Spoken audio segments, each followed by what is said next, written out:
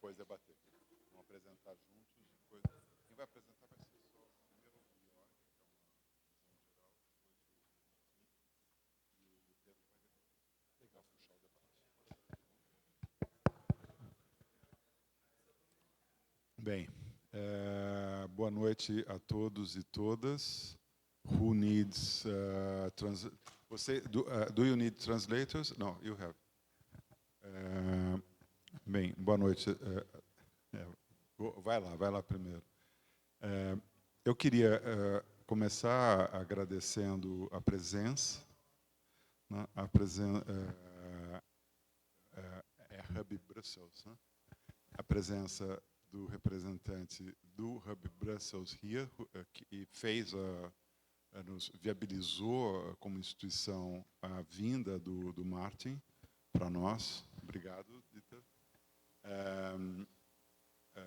A presença do Maarten, Gielen, do Halfwerk, era reitor, agora a gente tem que aprender que é Halfwerk, e Jörg Schröder, da Leibniz Universität of Architecture, Landscape and Urban, from Hannover, de Hannover, que vem para essa discussão sobre o design circular com a mediação do Pedro Alban, né, nosso representante aqui brasileiro desse assunto, lá do Arquivo de Salvador.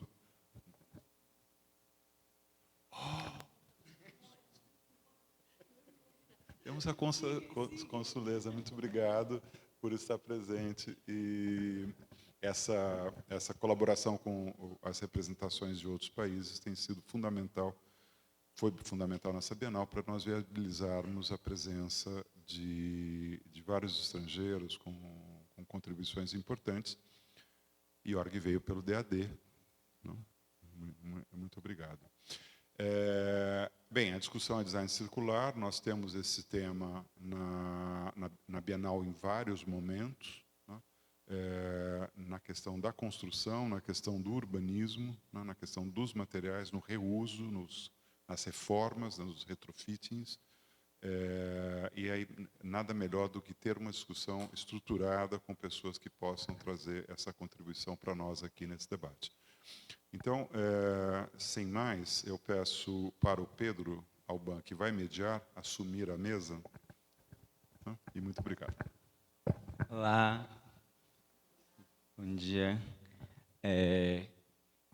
Eu sou Pedro Alban, da Arquivo. Para quem não conhece, a Arquivo, ela é uma empresa que, se fosse para resumir muito rapidamente, ela é um brechó de arquitetura, então, que funciona na cidade de Salvador, no Nordeste do Brasil. Então, é uma empresa que faz muitas coisas, mas que, principalmente, o que ela faz é pegar edifícios que vão ser demolidos, entrar nesses edifícios, desmontar elementos que poderiam ser reutilizados, levar esses elementos para um galpão, a partir de onde esses elementos passam a circular em outros projetos através do trabalho de outros arquitetos. Então, não é precisamente um escritório de arquitetura, mas termina lidando muito com a arquitetura, e que, em grande parte, foi inspirado pelo Rotor, que é a empresa que foi fundada por Maarten em 2005 e que, a partir de 2014,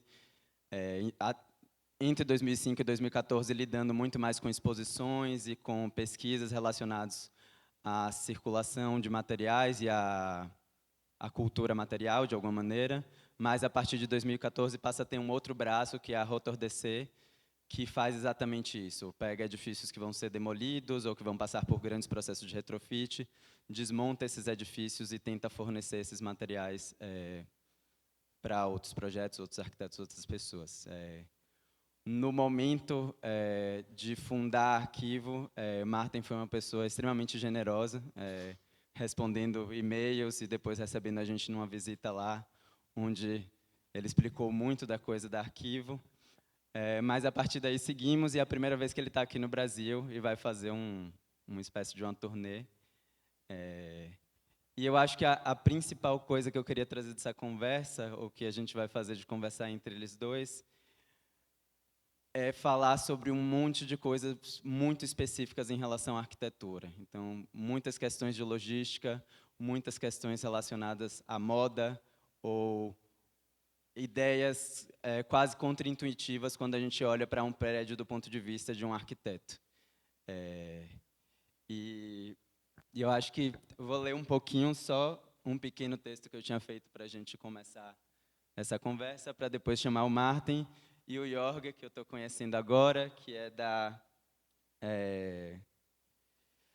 da Universidade de Leibniz e Hannover, e também coordenador do Circular Design Innovation Alliance, que é uma iniciativa financiada pela União Europeia, que pretende pesquisar também a economia circular, não só num circuito da arquitetura, mas num campo de uma escala urbana, também agregando a isso a pesquisa com biomateriais para além da reutilização.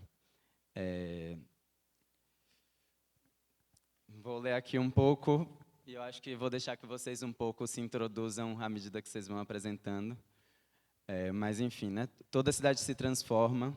Na escala da casa, os filhos se tornam mais velhos e se mudam, liberando quartos que se transformam em escritórios. Os pais envelhecem, abandonando casas para voltar a morar em companhia de filhos ou cuidadores. Pequenas mudanças no plano diretor fazem com que casas percam seu valor, enquanto quartos, piscinas, para serem vistas apenas como terrenos. Grandes demolições abrem caminho para novos moradores ou para o mercado de investimento. No setor comercial, shoppings, lojas rotacionam em alta velocidade para acompanhar com tendências, enquanto escritórios de empresas fecham e abrem com a fluidez imaterial da bolsa de valores. Por trás de um mundo contemporâneo dito digital, ao qual associamos palavras como nuvens e líquidos, persiste um universo material que, por conveniência, esquecemos.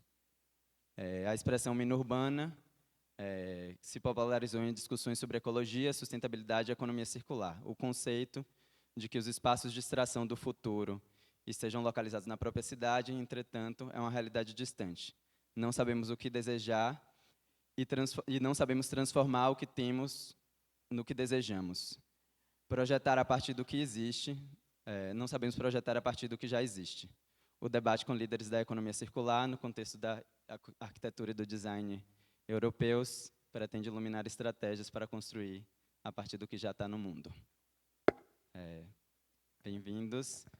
Jörg vai falar um pouco. Acho que vocês não querem sentar os... Yeah? Yeah, we both sit and... do you prefer to watch it from there? Wherever you...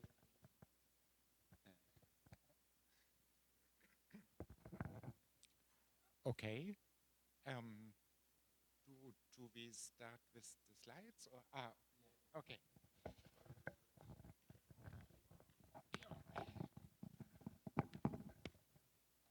Okay.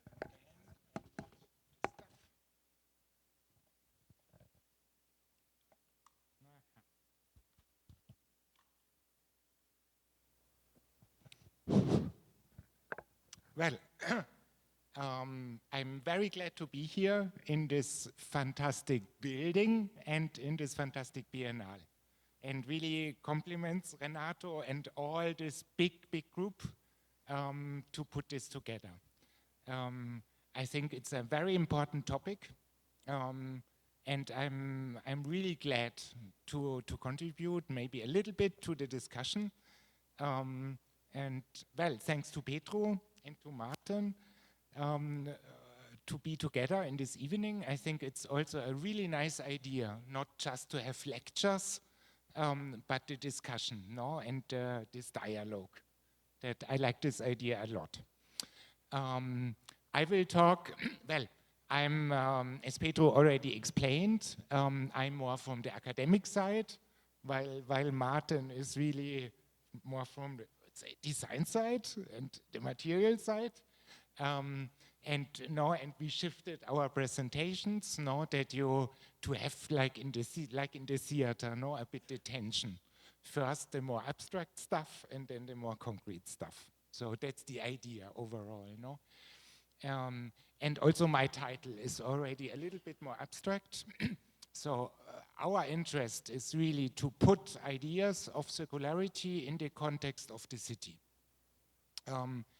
what is a larger scale compared to the materials, and more precisely into urban transformation. And I will try in the next some minutes to explain you a bit what we are working on, what are our interests, and what could be interesting for this discussion. Circularity is one of the really fascinating topics that came up in the last years. It's connected to the material, so really, I think also powered by the digitalization in the end. We developed a new interest in really the things we are surrounded every day. And at the same time, it became really an interesting topic also for economy and for culture. My personal start into the topic was from food, actually. Simply because food is one of the areas that produces most waste. I don't know the numbers in Brazil. In Europe, it's really huge, how much food is wasted. And we started a project about bringing circularity into food from a design perspective. So really to address this, not only in the products, but also in the process, for example, of packaging, of transporting.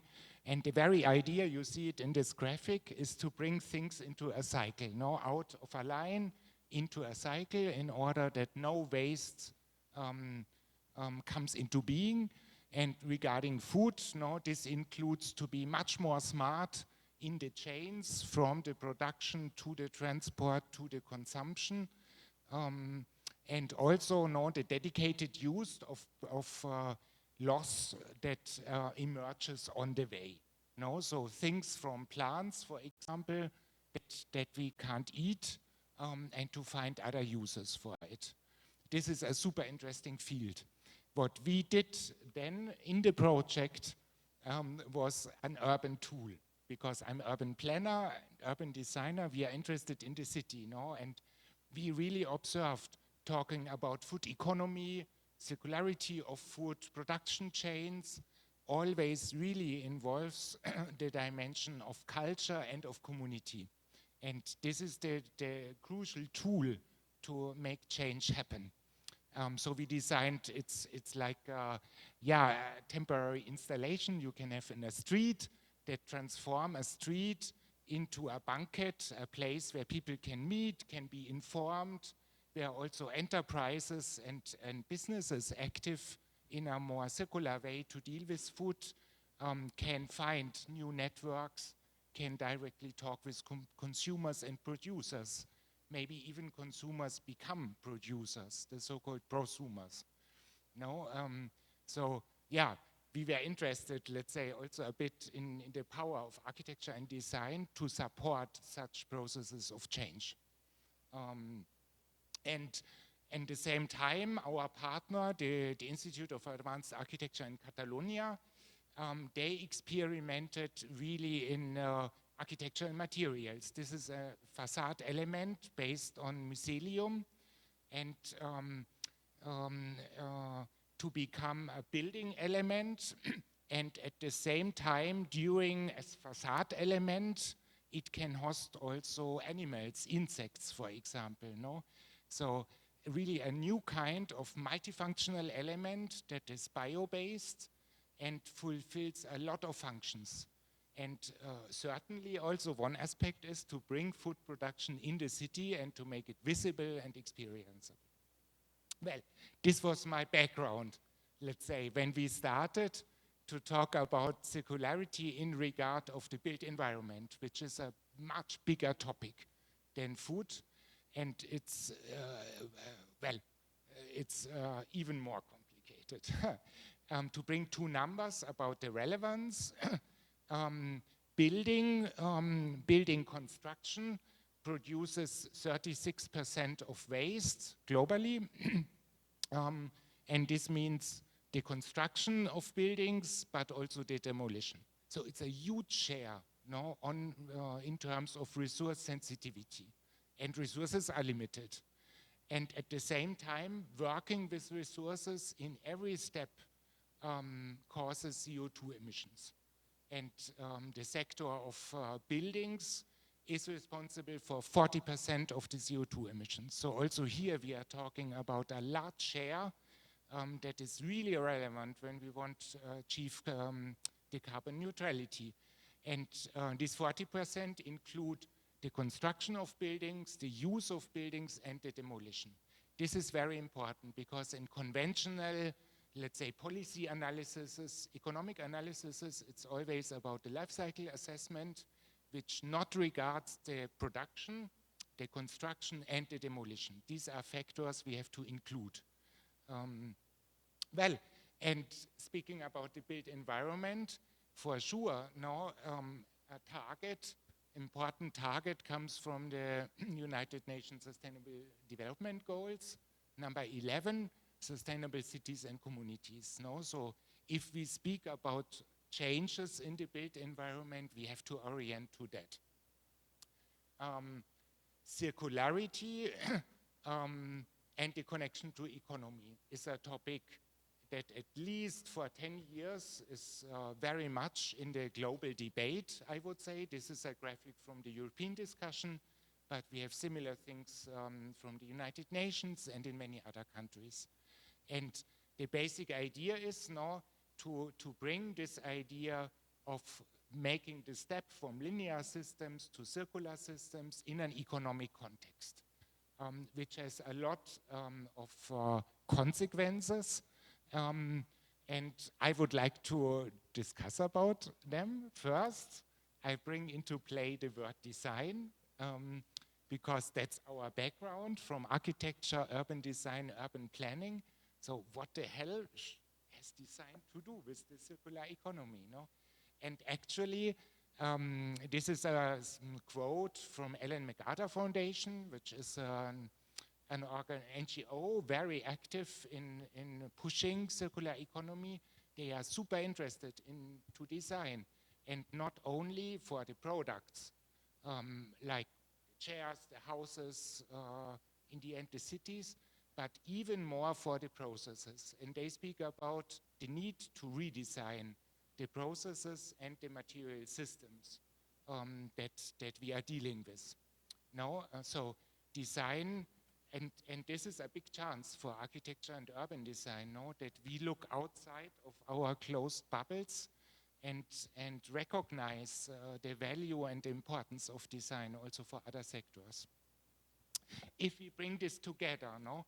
The idea of circularity from linear to circular, the aspect of economic innovation, and the aspect of design, we summarize this in three, let's say, principles we are actually testing and working with. This is an ongoing discussion. And we refer also to Ellen MacArthur Foundation. From them come the 3 steps. The first step is to design out waste and loss. And this, if this is thought consequently, no, it is also a major critical element, because many things that today are labeled circular are maybe not, because they are based on an economy of waste. No, so really the aim of circular economy is not to have waste, not to produce waste, but to create new circles that really exclude this. And there are basically 2 main approaches.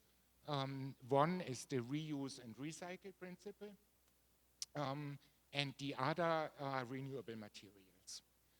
Until now, those are 2 quite separate discussions, and it's one of our aims in the university to try to bring this much more together. Many examples for bio-based innovation are really into new construction and not so much into reuse of buildings. This is a very interesting field of innovation. The second principle from Ellen MacArthur is the term regeneration. This is a very important idea of circular economy. So an economy that brings added values, the so-called performance economy, and the regeneration towards ecosystems. So in the sourcing, if we use bio-based materials, really to look where do they come from. Is this a sustainable source, or is it even damaging ecosystems? But also along the whole production chain. So when the materials are refined, transported, built in, and used. And we like to turn this regeneration principle also towards cities and communities. No? So if we speak of an added value of circular economy, it should also support communities. And this regards also the production chains, no? The conditions of labor, and in the end, really the effects of materials. For example, biomaterials can be more healthy in our environments, or recycling materials and recycling buildings can bring added values for cities. And well, the third principle is about economy. No, this is totally clear and also new a bit for architecture and urban design, because we don't talk so much about economy. Here it's very strong to decouple, let's say, economic prosperity from finite resource consumption, to create new jobs, to offer new business opportunities. This is a very important factor, no? Because otherwise there will be never a change, especially in the construction economy, which is a very powerful and very traditional business linked with a lot of money and political influence. No? So if we want to offer alternatives, they have to make really economically sense. Otherwise, it will never work. Well, those are the three principles, no? that we extracted from Ellen MacArthur's start. And we are trying in different projects, different researchers to find out what this finally can mean and how these principles can help. Here I made a list now talking about cities. No? So circular design at an urban level. What can this mean effectively? No? Because firsthand, always we connect circular very much with materials, with objects. What can it mean in the range of a city? And the very first principle for sure is the principle of to keep in use and to use longer. No, that's the first success factor really for a circular economy. And for cities, it's very clear, no? So to use buildings longer, not to destroy them, to try to adapt, to invent adaptive strategies, and also a new creativity connected with that. The second point is about elements. This, I would say, is really very much also the approach of Rotor, no? Not to say we like pulverize the materials, no? That they are little pieces chemically that you put together to new things, no? But really to extract elements from buildings if you don't use the building as a whole. Another aspect is not to look at single buildings, but at building stocks, and to observe which stocks become obsolete. This is a discussion very relevant, for example, for office buildings.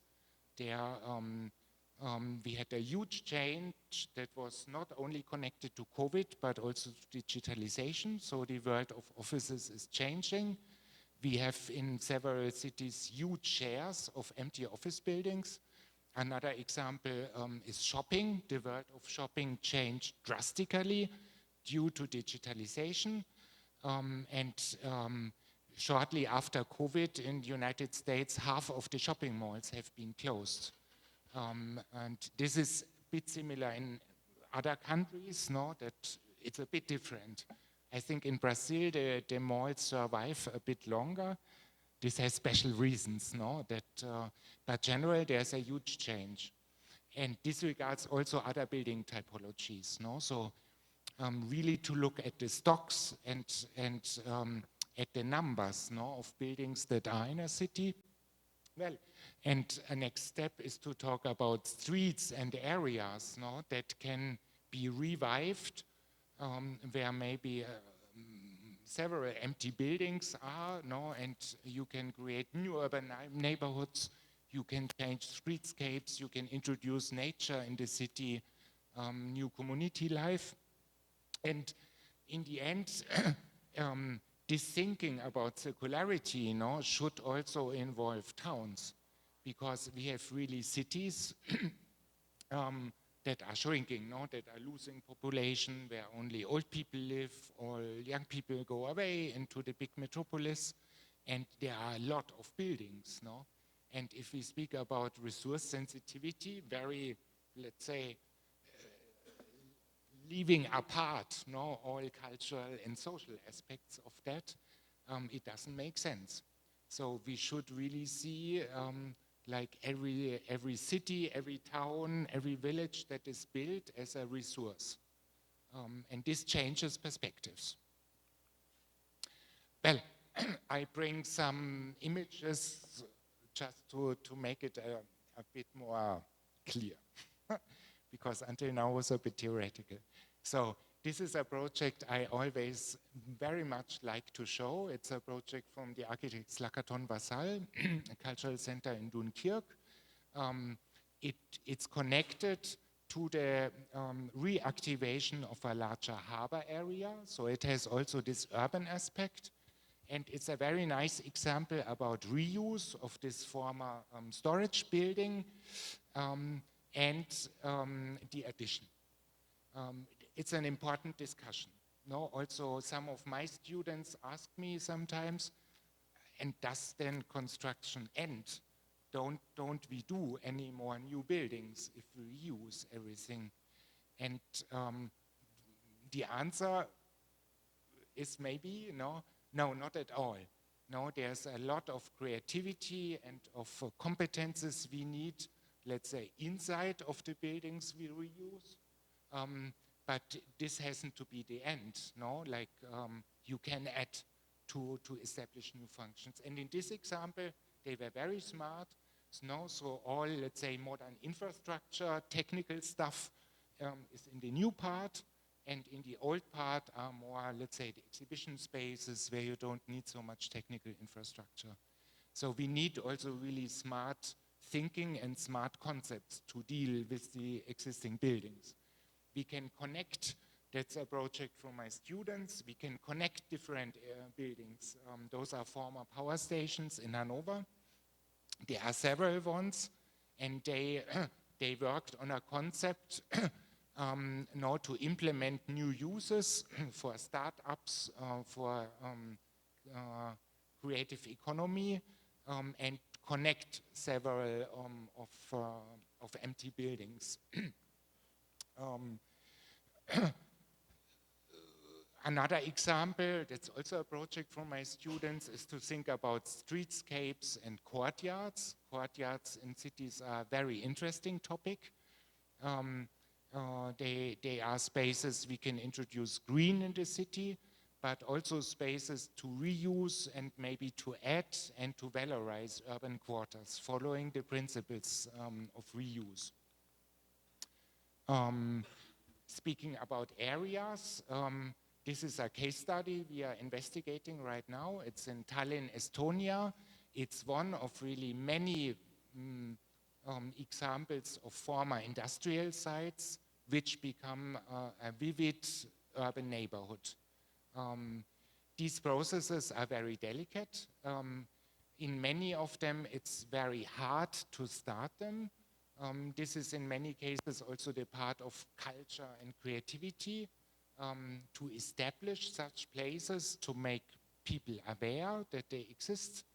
And, but it can happen very fast that real estate economy takes over and that we have gentrification. So the dealing with such transformation of areas is a very delicate thing. And they did it very well. And we are trying to detect, let's say, the secrets.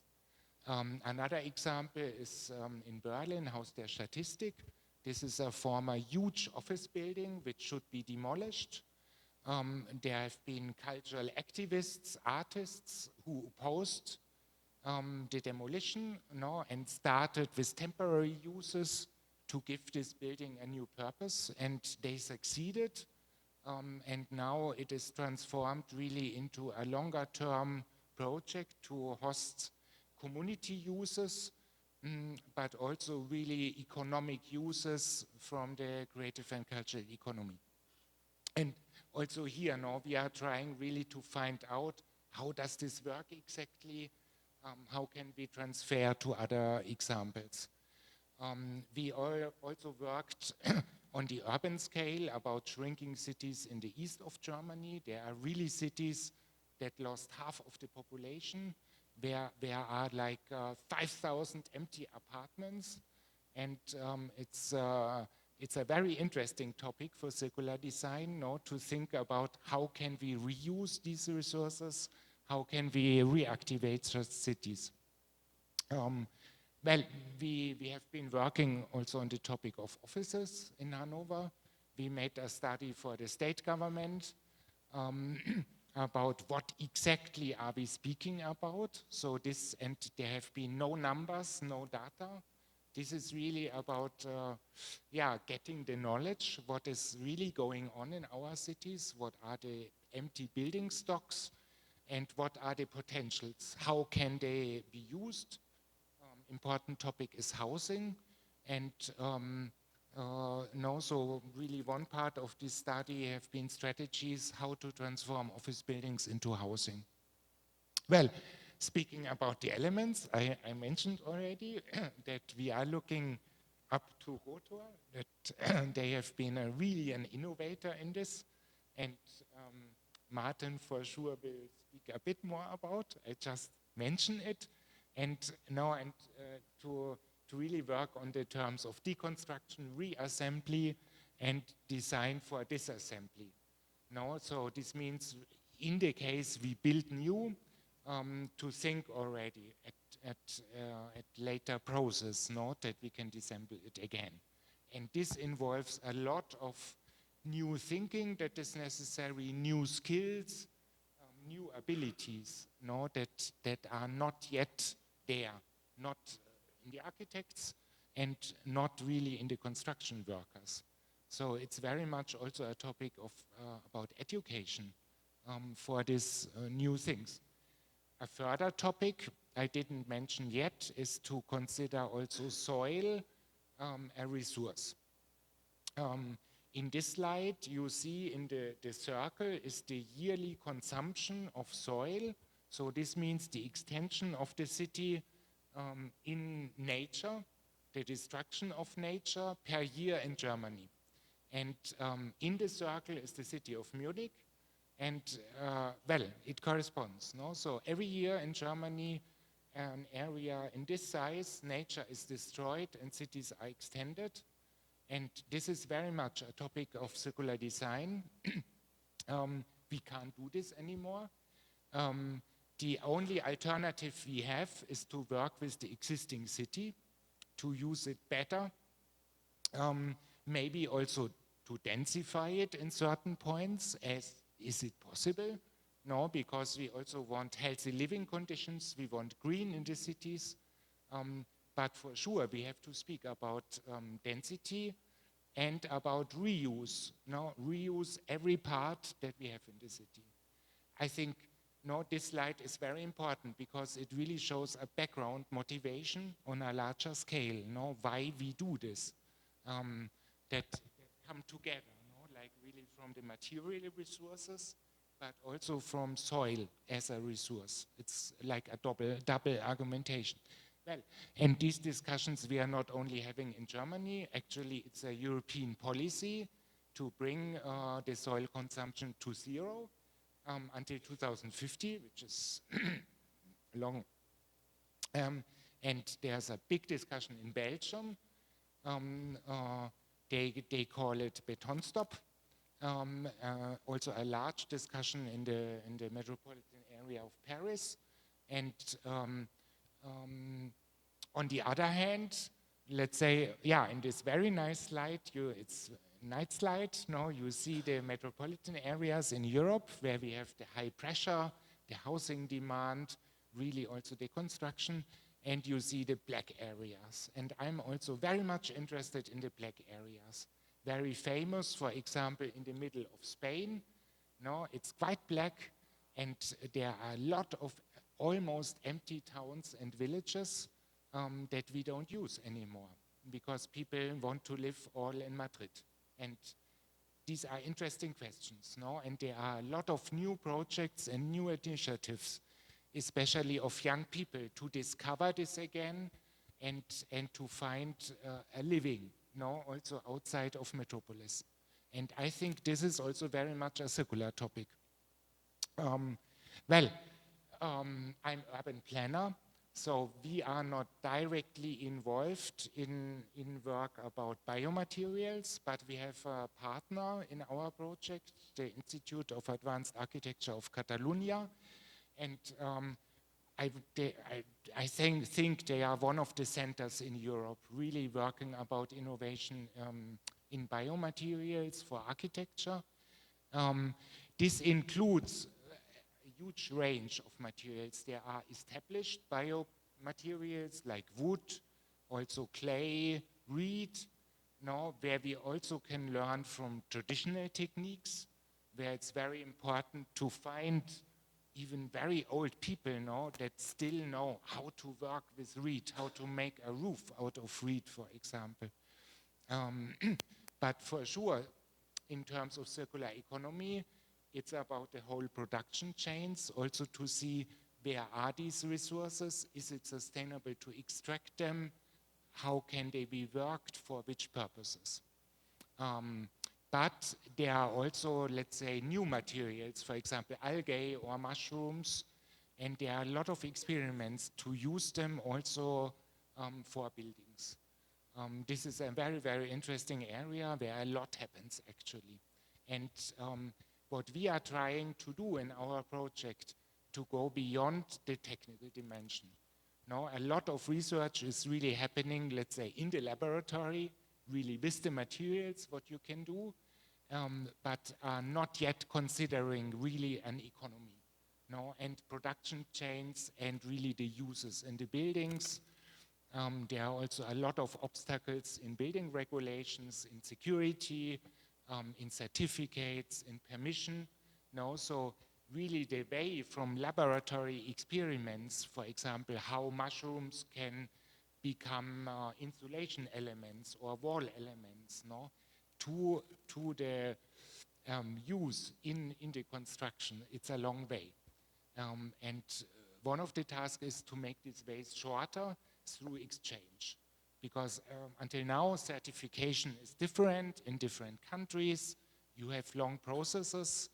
And one of our partners, Materium in London, they are working with AI tools to collect certification processes to make them faster in order now that we can use the biomaterials much faster. That's a very interesting area of innovation too. And yeah, well, speaking about the chains, no, and the sourcing, it's really also very interesting, no, to use cities even as source for biomaterials, as we did in our project about food. So you can grow building materials in the city even, no? But it's also a very interesting perspective for agriculture and forestry, no? So a different pathway and new opportunities also for the countryside that are connected with this. Well, and I just saw some pictures, no, from the working processes at AIAC in Barcelona, no? They have the laboratories, they make tests, and no, this is one of the examples how we try also to visualize the chains and this circular economy dimension beyond the material innovation. Well, yeah, to summarize about values, no, that and also to connect to the topic of the Biennale. We think that in circular design can be a huge contribution to the topic of decarbonization. but also adaptation to climate change. This really in the use of materials. This regards maybe more the biomaterials, no? That we have to change materials if it's too hot. We know already these examples. I know it, for example, from Athens, no? A city that is increasingly hot, and they have to change building materials because they don't manage anymore. But it's much more also about people, no? So to contribute to healthy environments with biomaterials that help to adapt microclimates, for example. And it's about further sustainability factors, not only ecological sustainability, but also economic innovation, jobs. It's about cultural factors. So really to see new creativity, new identification of people with the places they are living in, healthy environments, and about climate justice, no? And very important topic that is addressed also in this Biennale. And in the end, the resilience of communities. This is an aspect I didn't mention yet, but it's very clear if we use more materials really from reuse and recycling nearby, or biomaterials from a certain range, we become more independent from global uncertainties. And everybody knows about them, no? So it's now the time to become more own standing. And this is very important, no? And circular economy can bring a huge contribution to this.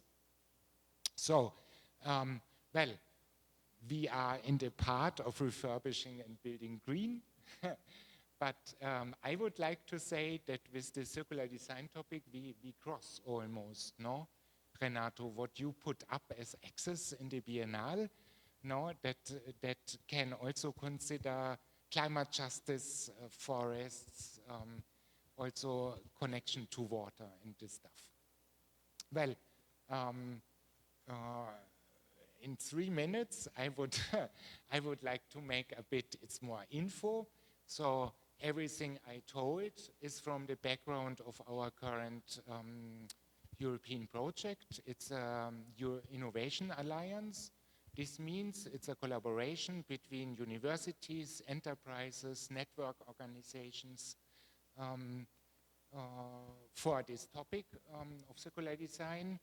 We have 11 partners. One of the partners is the Architects Council of Europe. That is the organization of 600,000 architects. So we have a huge range of dissemination and also knowledge we can get on board. Other partners are material scientists, but we have also entrepreneurial experts. Our main interest is to connect the worlds really of academic research with the practical adaptation, to find new ways not only to transmit knowledge but to create together knowledge. This is a step, no? Also to see from the academy, we can't do everything in the laboratories and in our academic thinking. We need to collaborate from the start, really, with the enterprises and the experts in the field. Otherwise, it doesn't work. And and in this project, we involve 100 stakeholders that are organized in 6 observatories to have this direct contact with the real world of cities and of building industry. And we involved them already to define precise challenges and to develop our research program that is about urban transformation, bio-based innovation, and circular economy. We are organizing huge conferences. We had one in Barcelona this year, then one about circular economy in Tallinn 2 weeks ago, and we will have a large conference next June in Hannover about urban transformation. The call will be published towards end of the year. So, pre-announcement, we are a supporter of the European Citizen Initiative House Europe. This is a very interesting tool in Europe, now that a citizen initiative can make law proposals to the European Commission. You have to collect 1 million signatures, what is quite a threshold. And with this initiative has the aim to facilitate the reuse of buildings, because many of the building and planning laws, the regulations, also the funding schemes are oriented to new construction. And they are actually not helping a lot if we want to increase the refurbishment and the reuse. And this initiative now wants to ask European Commission to help with regulative measures to make advancement in this area. And we support this initiative. Well, and we are also active in the field of education. So on our website, you can find a learners platform, also with open access materials. We develop flip teaching, what are basically videos and brochures that can be used. We are developing models for academic modules in the master and also in lifelong education, because upskilling is a very important topic, and we want to engage as university also in lifelong learning much more.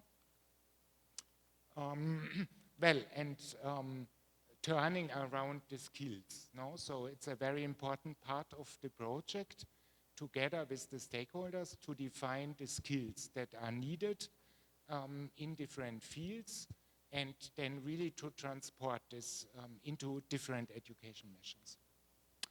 That's it. More information you find on our website. Visit us. And yeah, I'm glad for also, you can write me, you find the contacts on the website. I'm glad for any interaction. Thank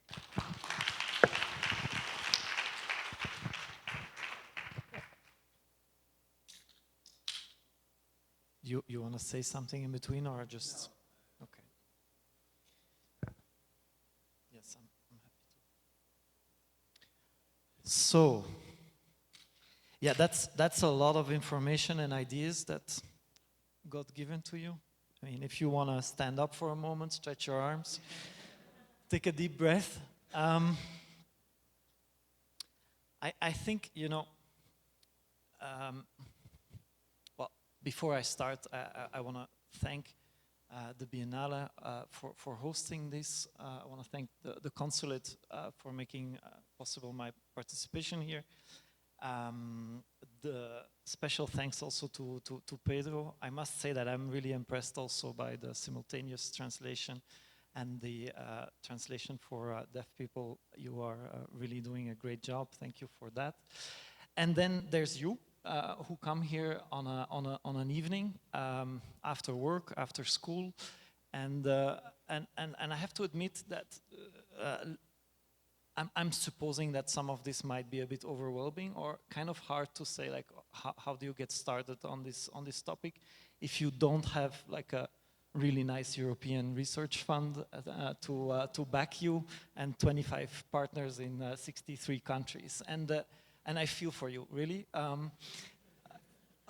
But I want to say that at Rotary we started working on these things after hours, going to conferences, talking to people, and so I'm really curious at the end to hear from you, like what of this is relevant for you, because it's a very European panel that you have here, and if you see opportunities for collaboration, certainly I think I speak for the both of us. We are very much open to it.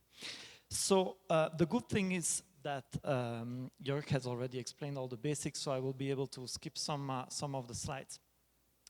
Brussels, super small city, super small country. The only reason that you saw so much light in this country is not because, on the night shot, it's not because we are so many, it's just because we keep the lights on our highways at night, which is kind of like a crazy policy, but that's it. So just a city of just 1 million people, known as the European bureaucratic capital. Not Europe has no specific capital, but we host the most European institutions. So a city of 1.2 million inhabitants that has 12 million square meters of office space and growing, few natural resources, an economy that is kind of stable with slow growth. A city that generates a fifth of the Belgian GDP with about a tenth of the population. So you would say kind of a rich city, except that tax base in Belgium is based on where you live and not where you work. So it's quite a poor city surrounded by all the rich people that come into it daily to work there. So there is a problem of local economy, and you will see that this has been an important thing in the development of Rotor. So you have actually a city that should be rich, but that is kind of like constantly pumped, the resources are pumped out of the city. So it works as an economic engine for the country at large, but doesn't always take the benefits of it. And this translates also in the material economy.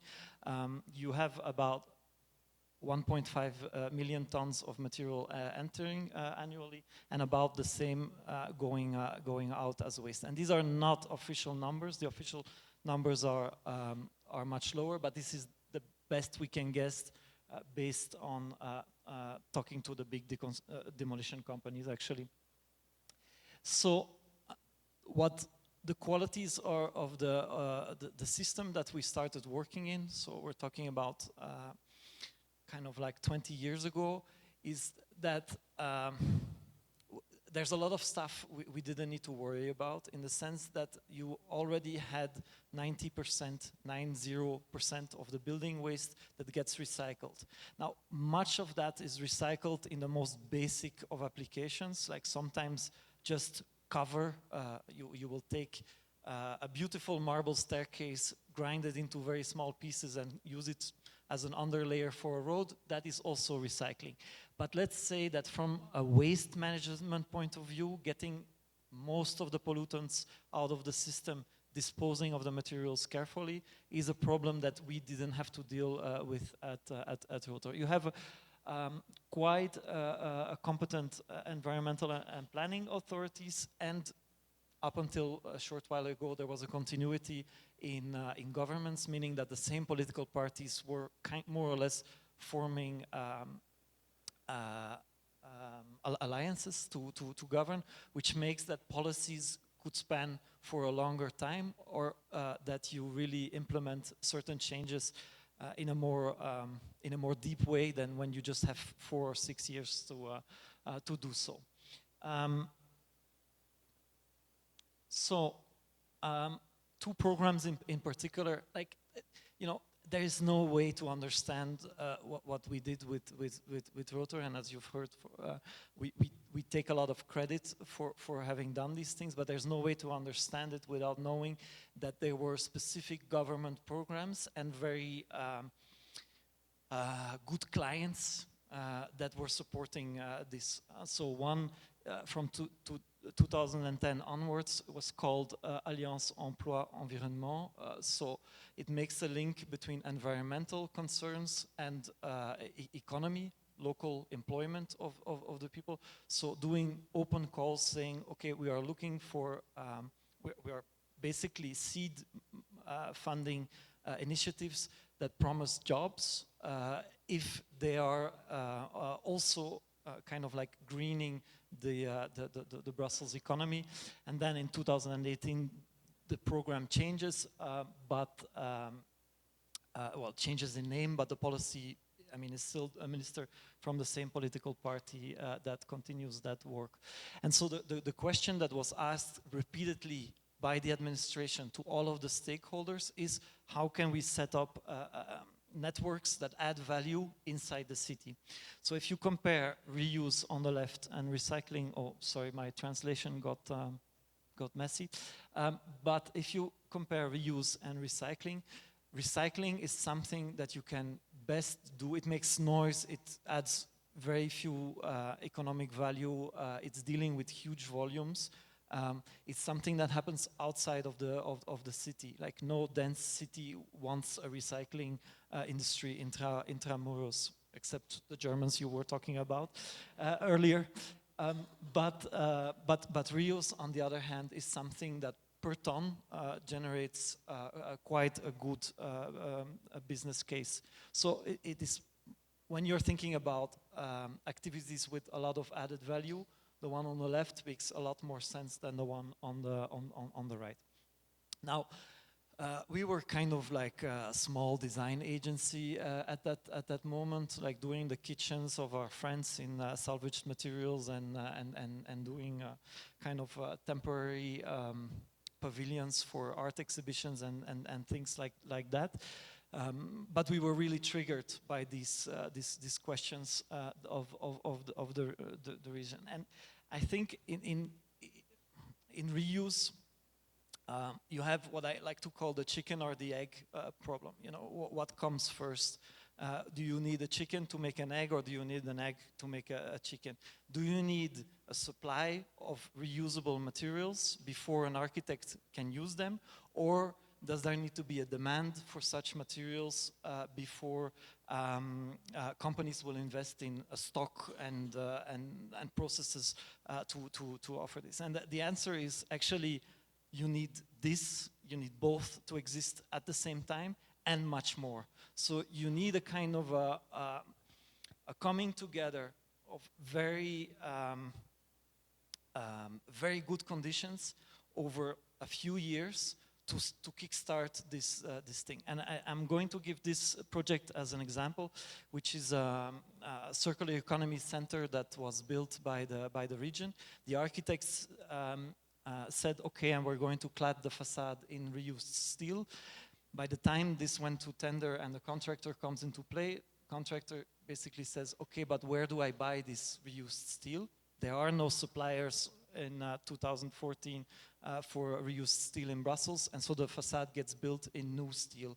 And so the different colors that come there come from the idea that the architects said in the competition, we're going to reuse steel, but actually they have been painted, especially in these colors, to kind of generate that mix. And this is not a critique in architects. Like if you say, I want to do a facade in a certain material, and this material does not exist on the commercial market, well, there's only so much you can do there.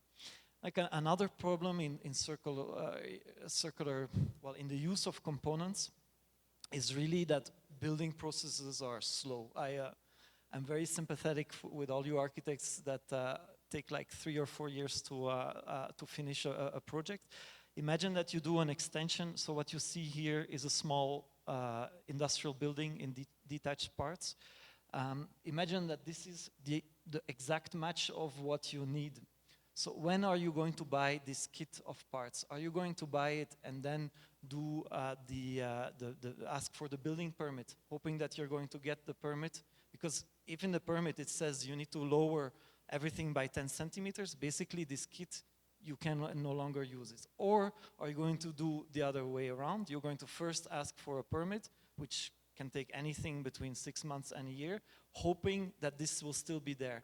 So the way bureaucracy works is really not very adapted. The whole system is made with the idea that you can get any materials in any size, in any color. And then we're not talking about the fact that as an architect you are liable for this, that you need to find a structural engineer that will certify that this building is not going to fly away. I mean, even if it's a demounted building that has stood 100 meters from your site for 20 years, if you move it, you take a responsibility and you need to be able to cover that. So at Reuso, we started working with this basic idea that it should be as easy to use a reused material, or by extension, a low carbon material, as it is to use a new material. When you are drawing a plan and you are drawing 2 cubic meters of concrete, you do not need to worry about where this concrete is going to come from, if the contractor can work with it, if it's going to be up to technical specifications and so on. So this is the ambition, this is the level of ambition that should be. Architects, you worry about the project, about what you need to build for the client to be happy, let's say. And what is the industry that we need to build that kind of makes a match between these two? We need a supply chain that can provide this.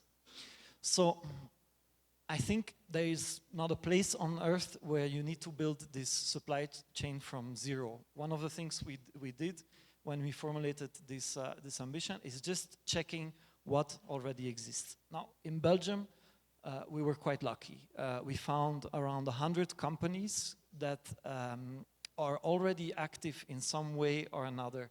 So this can be anything going from like an antiques dealer that also has some fireplace covers, which I'm sure is not a very Brazilian thing, but it is in Belgium, up to, I don't know, a company that rents cranes and also sells on the side some structural steel.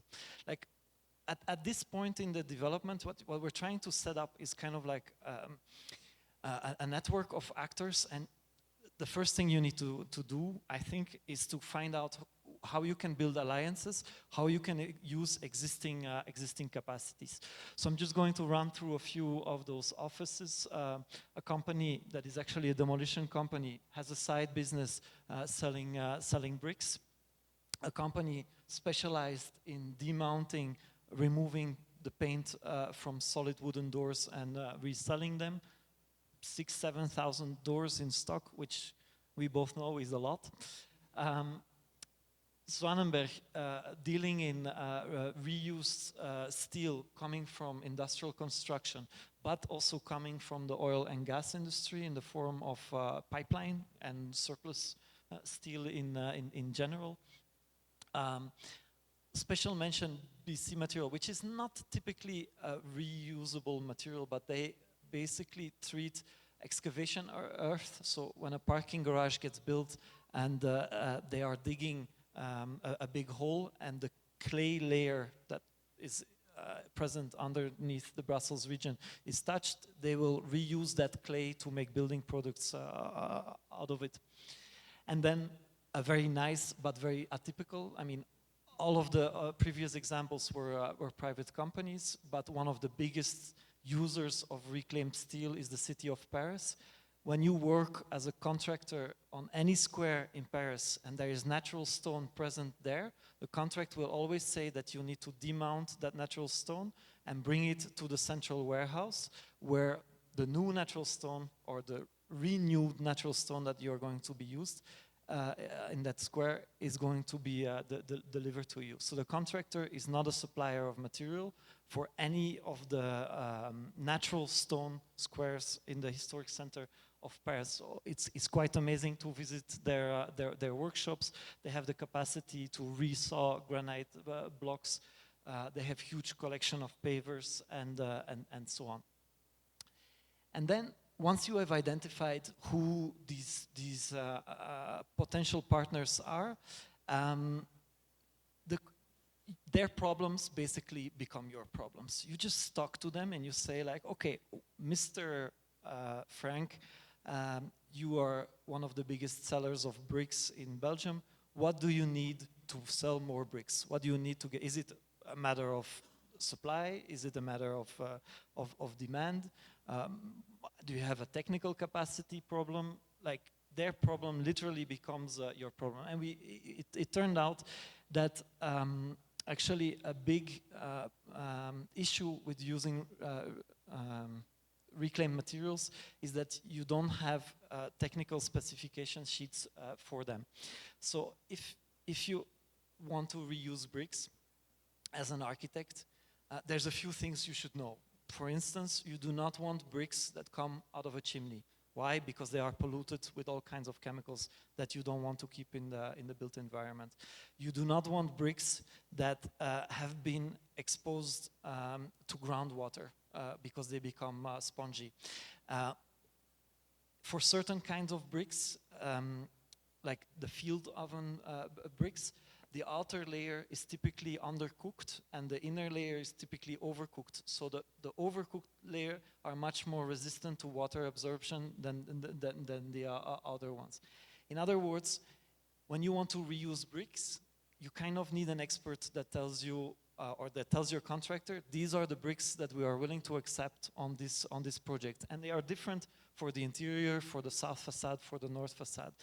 And so what we did at Rotor, when I was still working there, is to make technical specification sheets that are the same as what you would get from Wienerberger or whatever big brick manufacturer, that you can copy paste into your specification sheet of the contractor. And so all of a sudden, these materials that were out of reach for big projects, they are also, because when you are just building an extension of your house and you're buying 2 pallets of bricks, it doesn't really matter. But if you're doing a big project, you want to be sure that the material is correct. Now, almost all of these dealers in second-hand building materials were outside of the city, and almost all of them were using materials that are not very urban in nature.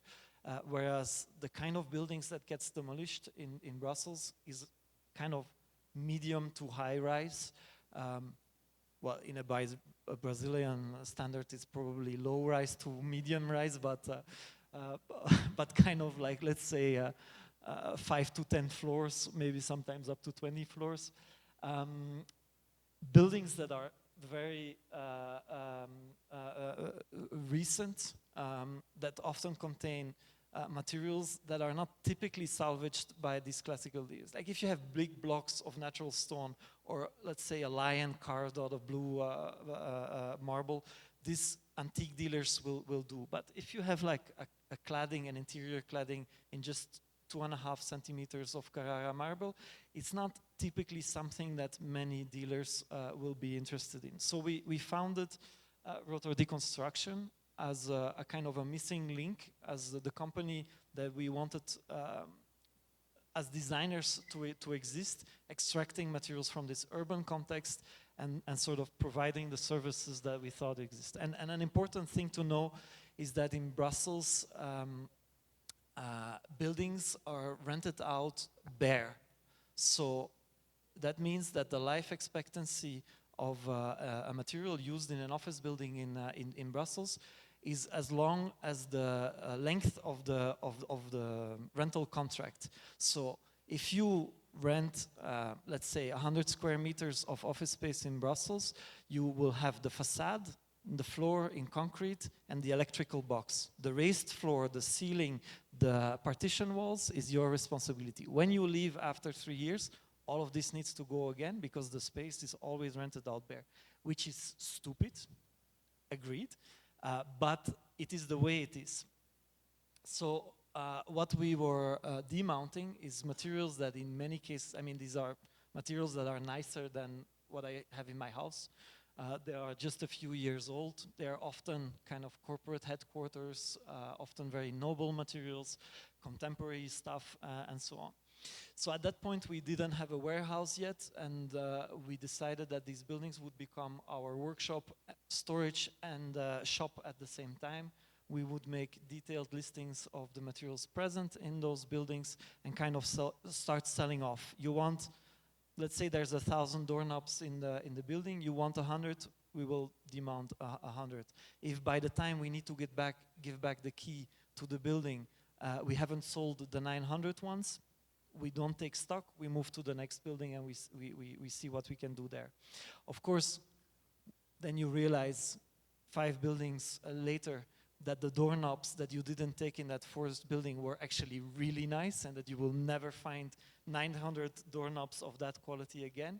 And so you start kind of thinking about which are the materials that we can take into storage, and it's of course also a much better service to your clients if you have some stock. So what have we learned from this operation? That demountable is not the same as reusable. And so let me give you the example of this bathroom. If this bathroom is on the 10th floor of a building where the elevators no longer work, the price of bringing down these sinks by the staircase is much higher than the worth of those things, right?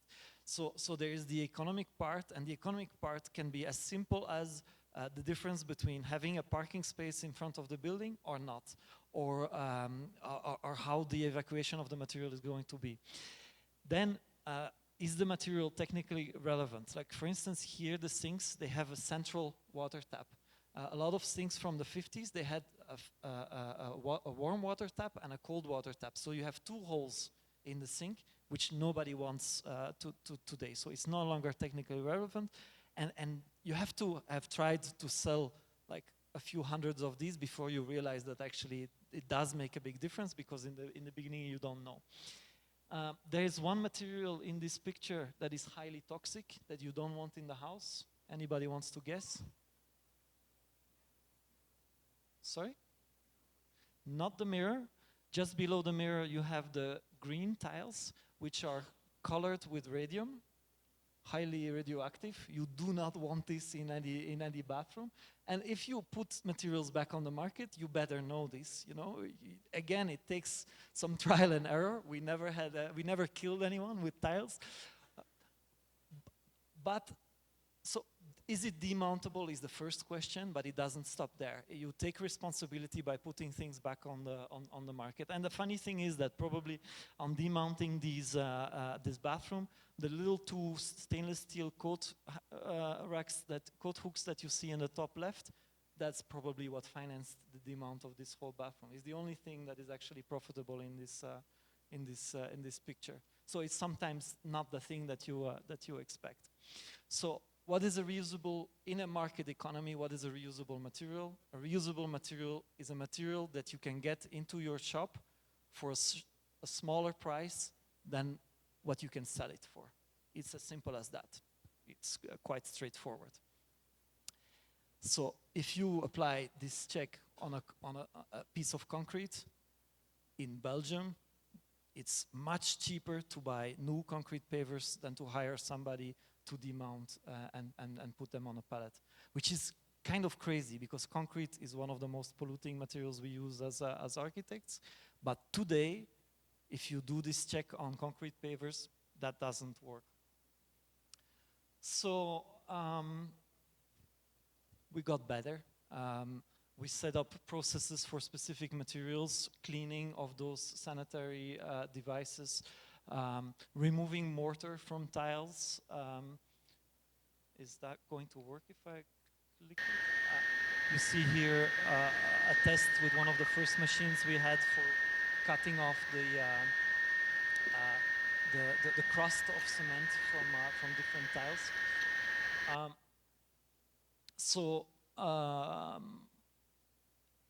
The specificity of Rotor DC is also that it's set up as a co-op, so it means that the entire company is owned by employees and former employees. Contrary to popular belief, there is no direct public funding. There is a lot of goodwill, and there are a lot of kind of indirect fundings. For instance, any company in Brussels that is active in the circular economy can get grants for training your staff. So the operation needs to be economically viable, but you have a lot of things kind of that you can apply indirectly.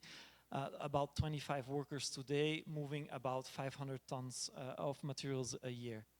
Remember, 1.5 million tons of waste produced in Brussels. Rotor DC does 500 tons. So, and this is the thing my colleagues here on the stage say is the example, right? So we are talking about the most visible, smallest of operation. Now, the good thing about this is that while you are moving materials, you learn a lot, and so you can also apply that on materials that do not move through your own workshop. Like for instance, this is, actually I should have replaced the render with the actual project now. This is a former manège, horse kind of thing. Sorry? Voilà. That was in the way of the extension of the airport of Liège, and that became a new building inside the Brussels region. So we just won an architecture competition together with 51 and 4E, a Brussels architecture office, by saying what you need is basically a generic warehouse, and we know we can find you one that we just have to move. There is no design, or there is design, but let's say you cannot pick the color of the beams. It's going to be these ones. Another project, the renovation of a tower from the 70s in the center of Brussels. Like, I cannot take any credit on this because I was not involved in this project, but we're talking about hundreds of tons of materials that are being reused, sometimes within the same building, sometimes using stocks of other people. So consultancy is a good way to do it. And consultancy also puts you at a moment in the process where architects haven't decided every kind of detail yet, and so it allows you to do kind of things that, well, let me just explain you what we did here. So typically this is a back facade for a housing extension, and of course you need to get an environmental permit. Now the problem here is if we want to work with second-hand windows, do we buy these windows before the building permit or after the building permit? Again, the same problem.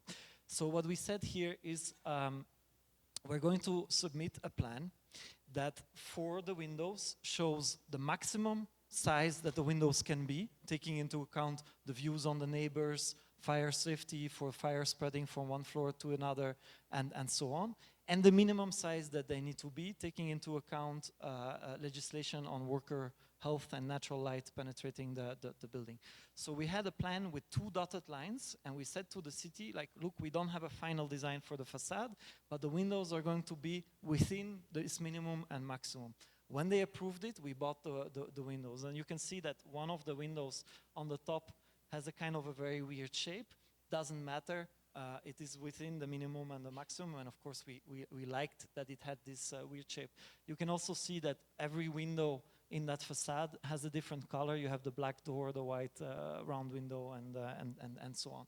And so I'd like to think that this facade became slightly more interesting graphically by using this process, and by making sure that the decision about what materials to use was postponed as long as possible in the process. So some of the lessons learned. Sorry, it's not very readable. You need a big bang. You need all kinds of factors coming together: supply, demand, a big competition, a willing government, some visionary clients, and so on. But when you do, this is not an activity that needs like a few million to start. You can kind of start quite slow and quite small. And when the ball gets rolling, you can upscale it, you can integrate products from other sellers, and it's a difficult business, but it's not an impossible business.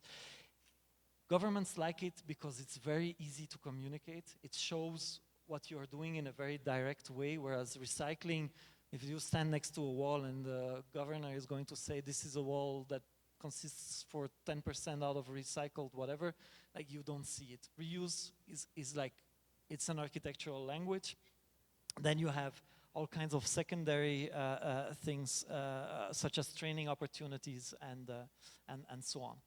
So I think this has been covered in great detail. You do have a few hurdles such as norms and procurement procedures, storage costs. You need to go looking for cheap land. Concrete and steel are so cheap that they are really difficult to deal with in a reuse economy. I said training opportunities, but in many cases you actually need qualified labor, which isn't really easy. And then there's the question about non-reversible connections. Of course, if everything is glued in a building, it's going to be really hard to dismantle it. The low-hanging fruit in this whole story, what finances everything else, is like the iconic materials. If you can sell little pieces of Lina Bobardi buildings, that's going to finance you for a few years, right? So So go for that and don't tell your friends. That's a joke, of course. We had policies in terms of not touching anything that is vaguely heritage related. But furniture and lighting is good because it's basically the same infrastructure that you need, except that decisions are being taken much faster. So it makes that your stock is moving around. So furniture and lighting are good add-ons on these buildings. So right now, for many materials, reuse is against the economic odds. It's not impossible, but you have to be precise. Tomorrow we see a much broader application for this, and so it's good to be part of the first companies to do it. And then comes another topic, because 2 years ago I left Rotor, where I was director for the past 15 years, to focus on steel and on the question of remanufacturing. So the idea is actually that when you look at different reuse initiatives all around the world, there's materials that everybody does and there's materials nobody touches. And the theory that I have for that is that wood, for instance, is a classic. You can see it in the US, you can see it in Brazil, you can see it in Europe, because in essence the tools that you need for working with wood are not very complicated, are not very expensive, and they are the same whether you use reused materials or virgin wood. In essence, nothing changed. And then there's other materials like steel that is heavy, that asks for a big investment in kind of logistics and specific machines to use it. Not so many small steel workshops still exist, and so it escapes the thing. So I decided to take what I know about the reuse industry, namely that lights are kind of the easiest and the fastest thing to sell, and the decision was made to make a workshop specifically equipped to deal with secondary steel. So what is secondary steel? The typical example is an acoustic, not here, but is an acoustic ceiling panel in a contemporary office, is perforated steel of this kind. I think it's a beautiful material. And also in terms of like lighting, it offers a lot of possibilities. So I started demounting and stocking this material and a number of designs to kind of demonstrate the potential that this material had. So one of the first techniques that I used for dealing with this material is a water jet cutting. So it's a CNC controlled operation, but I wasn't really satisfied with this. So then comes a process of technological development. The reason I'm not happy with it is because at the end you have a huge quantity of polluted mud, and also it's quite an expensive technique to use. Nonetheless, you see here a shelf that comes directly from one of our European institutions that decided to go paperless, and so a small kilometer of shelving was due for demolition, and I cut from these shelves. I mean, it's the same shelf as what that chair is made out of. That kind of steel, cut out a shape with a simple bend in the middle, sandblasting to remove the old paint, powder coating to put on the new, and you have something that has a fraction of the impact of an object in new steel, but that you can probably not distinguish from a new product. Also, what is good about it is if you want it in another color, I can make it as long as you want at least 30. If you want it bigger or smaller, if you want a huge quantity 5 years from now, I just need to keep some steel and the plans of the object, and that is a big difference compared to second-hand. If you want to sell 50 second-hand lights, you need to have them in stock, and you can only sell them once. So either they sell quickly, and your client that asks for them 6 months from now will be disappointed, or they don't sell at all, and then you have already invested quite a lot of money in them at that point.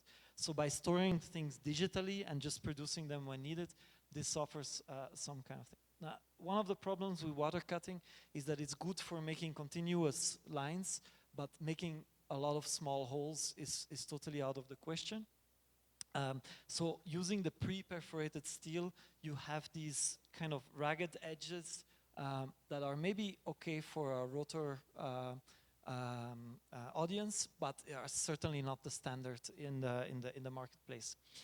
So I started making this deal with myself that whenever I found an exceptionally nice batch of second-hand materials, because after rotor I still kept doing some furniture, and this was a number of Knoll tulip chairs by Siren, and I had like 70 from a former sanitarium on a German island, and this is kind of bingo, you know. This is like you put it online on the website, and 2 days later everything is sold, and you make a lot of cash. And so with that cash, I bought this. And so this machine, which weighs 9 tons, and costed more to move than actually the machine itself. I bought it for the value of the scrap. It's a machine from 1984. What you see on the left is the actual computer that I used to operate it, with a kind of a nice green screen. And it is a turret punching press. So what it does is it uses this collection of different shapes that are forced through the metal with such a force that it leaves a hole of that size. So it is a tool that is no longer used by industry because, okay, imagine that you say, I want a square shape with a rounded corner of 16 millimeters. If I don't have the tool for 16 millimeters, I have to call you and say, can we do it 12 millimeters? If you compare this with a laser cutter, like if you ask your client twice, he will go to the next company. So this is a generation of machines that is clearly industrial. This machine can run night and day, and actually it used to produce metal boxes for the Belgian army, the kind of things that the soldiers eat out of. But industry no longer wants it. And so it's like a kind of a sort of an industrial relic. Now the good thing about this compared to laser cutters, you cannot laser cut painted steel if you don't know exactly what paint and so on. You will get a lot of nasty smoke. I already explained the water jet also is a very pollutant thing. This is a cold and a dry kind of process. So you see here the plate is kind of positioned around the tool that is just hitting. This can go up to 400 hits a minute. So it's kind of like running like a sewing machine. So you can decide the density of your perforations, the shape of your perforations, and so on. Now, the quality of it is, I think, that you cannot how to say, the fact that the machine only allows you to do certain things becomes the quality of the machine. The fact that it is not a laser cutter brings a kind of a language to the design that is, in my taste, very appealing. So here you have a script of making a circle with a square tool. So you get something like this, which is like a pixelated circle. Something else is that you can do things that you would never do with the laser cutter. Like this is just a client who wanted furniture flat pack. So I sent the sheets. The client bends them by hand and assembles it with 8 bolts. It's not something that you would do in a laser cutter because it costs a lot of money to have so many starts and ends in a laser cutter. So the whole sort of dot matrix aesthetics that came out of that became a kind of a hallmark of the brand. Another thing is that we could use steel with character. Like for instance, this is steel that is coated with aluminium, and you have this phenomenon that is called white rust on it, so an oxidation kind of process. And for a project of lights in a hotel with a very talented designer, Nathalie Dewey, we decided that actually this texture that was on the light was more interesting than sandblasting and powder coating the whole thing. And this is interesting because it means that steel becomes again a material in itself and no longer just a carrier for paint. It's something that takes a certain visibility in the thing. So I got a grant to investigate steel waste, where to find steel waste, and started visiting companies. Like for instance, this is a company that makes products out of coils. So a coil is 25 tons of steel, and when it's being transported the first few meters, the first circle get damaged, of course, and so these are cut and typically sold for scrap. So I use them. This is another example of errors made in a coating line, a painting line for these panels.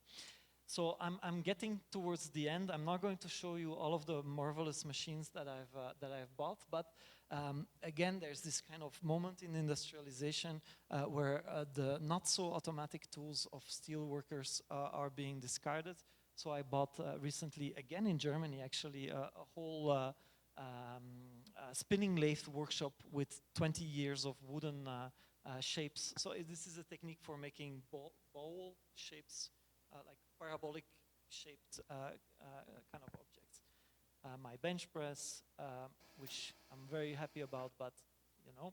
So to round things up, maybe one point, like how come I am buying machines that are no longer profitable for industry? Like, is this actually a stupid idea?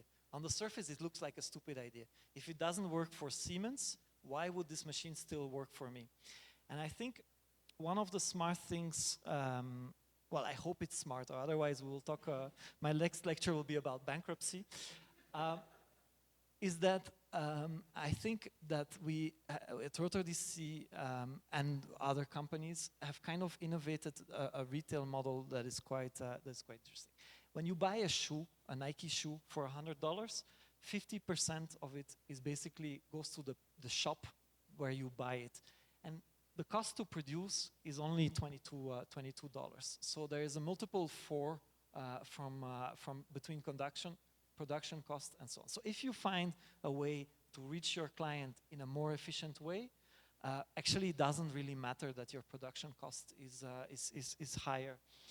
So if you take the typical second-hand shop, well, on the left you have a Hay that sells a 550 euro chair.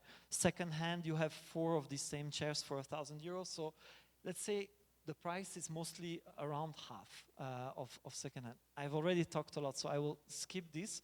But just believe me when I say that it costs the typical design store €250 to sell a 500 euro chair, whereas in a second hand with €100 margin per share, you are clearly in the goods. So second-hand retail is actually extremely efficient because people are used to taking decisions fast. They do not need to choose the color and so on. They're used to be easier clients actually, and so that is basically what I'm trying to do with Halfwerk. The model is we go for clients that order 30 pieces or more.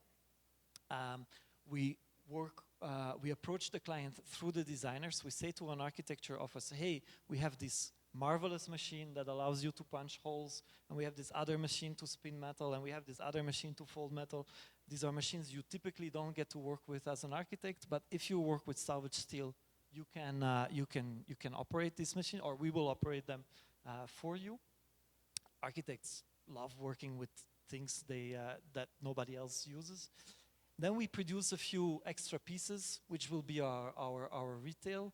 And we need to produce extra pieces anyway, because imagine we make 20 and we sell 20, and then they come back from a paint job and one is damaged. We need to restart the whole process again. So if we sell 20, we will make 30, and we will probably like deliver the 20 best to the client and sell 9 in retail. And then the final kind of challenge for me is that this whole process of doing furniture and lights, that this will lead to open up a door back to architecture. So this is now a little facade project that we're working on. The gentleman of Archdaily has left us, so I can show this because it's not. I mean, I haven't asked the architects if I could, but so this is a project with West Architects, and the idea is to do a stainless steel facade, but not like the little flimsy stainless steel that Frank Gehry uses. This is like 2 millimeter carbon neutral stainless steel. Carbon neutral because it comes from coils that would have gone to waste anyway. And so we're going to do the shiniest facade that Brussels has ever seen in 2 millimeter stainless steel. And so on the left you see one of the prototypes. So I put these at the end because I know you're architects and the furniture is only going to interest you so much. But what I'm saying is you kind of start setting up a system following a certain logic. You start with what is easiest, and clearly lights and small furniture is easier. And then once this infrastructure is running, spending an extra evening in the workshop to figure out how this same process can be used for a facade is going to be the fun part of the job. So thank you, that was my presentation.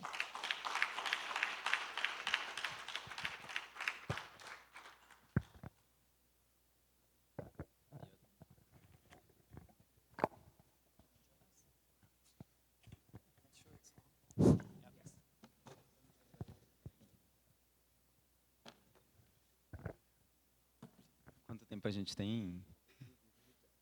Não, mas... Ah, não, maravilha. Vou falar em português.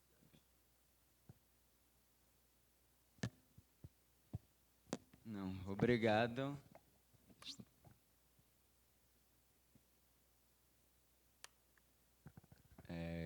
Obrigado, Jörg e Maarten.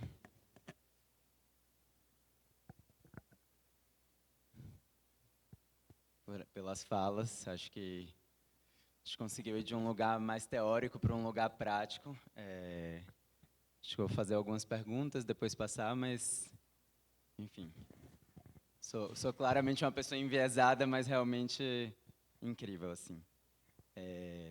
Eu acho que eu queria fazer uma pequena pergunta para o Jörg, mas que eu acho que entram nas duas coisas, que é essa questão da comunidade, né? Eu acho que você fala muito da importância da comunidade nesse campo da economia circular, mas eu acho que, talvez juntando a sua palestra com a de Maarten, tem muitos limites para uma abordagem comunitária para a economia circular. Acho que as pessoas ainda precisam de hospitais, de prédios grandes, de seja lá que tipo de infraestrutura, onde realmente essa abordagem mais comunitária das pessoas fazerem com as próprias mãos, ela apresenta algum nível de limite, né? Eu acho que eu queria que vocês dois falassem. Eu acho que Maarten, nesse sentido, apesar de estar voltando de uma pessoa que chegou a ter uma empresa que fazia um trabalho que não era comunitário, ainda que 500 toneladas chegue muito longe de resolver o problema, mas que depois migrou para um modelo de negócio muito mais de uma escala pequena, e que, enfim, né, que depois vai chegando em um outro lugar.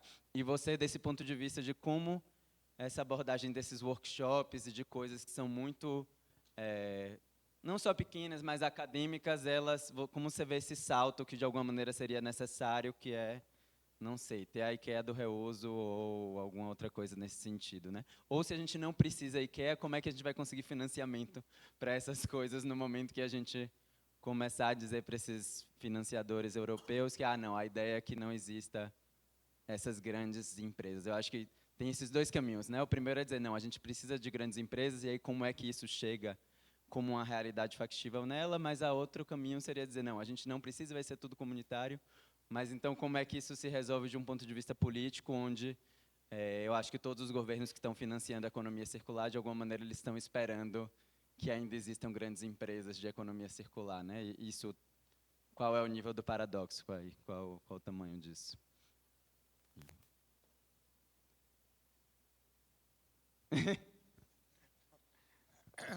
Okay, well, that's a big question. It's clear, no? We are talking about innovation.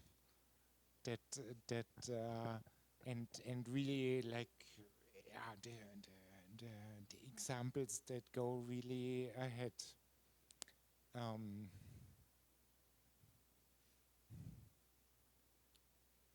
Maybe it's easier.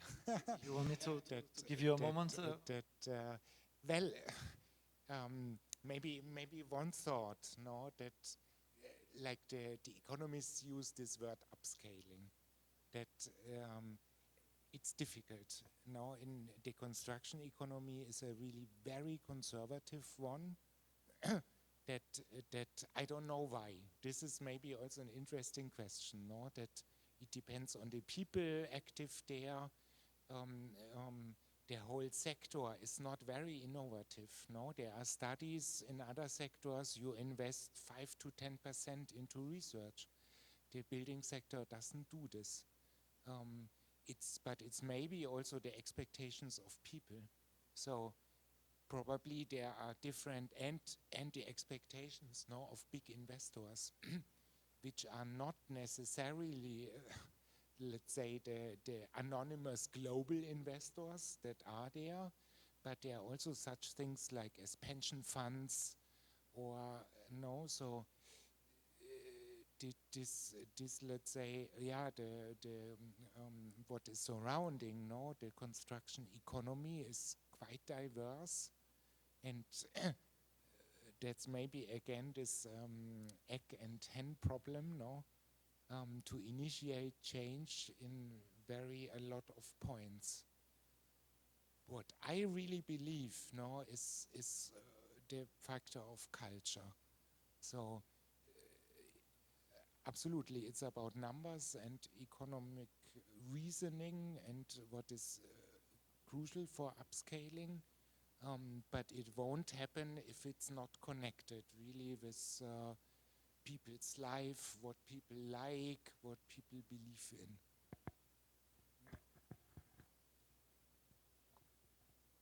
So the thing is that the economy that we operate in is perverse. I think it's the best way to understand the situation. It is perverse in the sense that it is constantly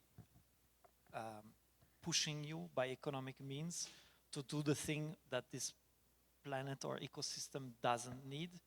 And I'm not only talking about it from an environmental point of view, but also from a social point of view. And we have reached levels of perversity in this economy that make it very hard for an individual to get a sense of satisfaction out of your work while earning a decent living. I think it's a balance that everybody needs to make. And I'm saying this because, you know, there's two ways to approach your question about scale. What the planet needs is a huge infrastructure in terms of circular economy, in reuse, in recycling, in product as a service, in like the whole thing, right? But as an individual and as a young practitioner or a not so young practitioner, I would advise you to find something that gives you relative satisfaction and allows you to survive financially and support the people around you when they are needed, and do not take on the problems of the world as your own. And for me, this is like a question of sanity. So if you find a little niche in which you can operate in a decent human way, go for it. You know, you do not need to feel guilty about not doing enough or not working at scale or whatever, because everything we have seen operating at scale at the moment either contributes to the perversity or sometimes hides it, you know. So I think, you know, there's this quote by Gramsci, a communist theoretician, that says like the old world is dying, the new one is having a hard time getting born. We live in a time of monsters. This is what the situation, he was talking about the 1930s, but this is the situation where we already know that the old model doesn't work, but we also know that the new model is not there yet. And so what you get is a kind of a sort of a monstrosity, an in-between, where we are trying things, but they don't work, they get recuperated in a perverse kind of way. And that is the context in which you operate. And keeping a certain level of sanity in that context is what I advise you to do. Can I add one thing? that I think it's part of the monstrosity that there are like beings in between. And I think it's really very, very important to sharpen our critical sense. No, that one example that is really always hurting me is the whole area of wood. No, and you briefly pointed to this. No, that on the one hand, it's absolutely fascinating what happened in the last 20 years in Europe around wood. No, there are like front runners in Finland and Austria. No, before wood was really something. It was not modern. Nobody built with wood actually. No, like it was the old world, and this changed completely. No, that and really with the label of being an ecological material, bringing healthy environments, where the kindergarten you send your children to should be aus wood. No, that and then if you really look into it, there is a huge share of really very problematic composite materials, that are glued. You can never separate them. They can't be recycled. There is a whole problem of the chains, and this we notice only after Putin's attack to Ukraine, when in Germany the wood from Russia was missing. We recognized, whoa, how big is the share? And now they are replacing it with wood from Canada. And if you calculate the CO2 impact of this whole operation, and then you see the nice photographs of mayors opening the wood kindergartens and telling, that's the architecture of the future, I just can't say, no, it's not. And and there are calculations of the wood industry in Germany, how much more we could build out of the woods.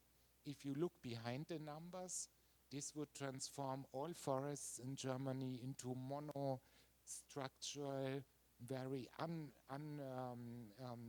unhealthy for the ecosystems and the biodiversity.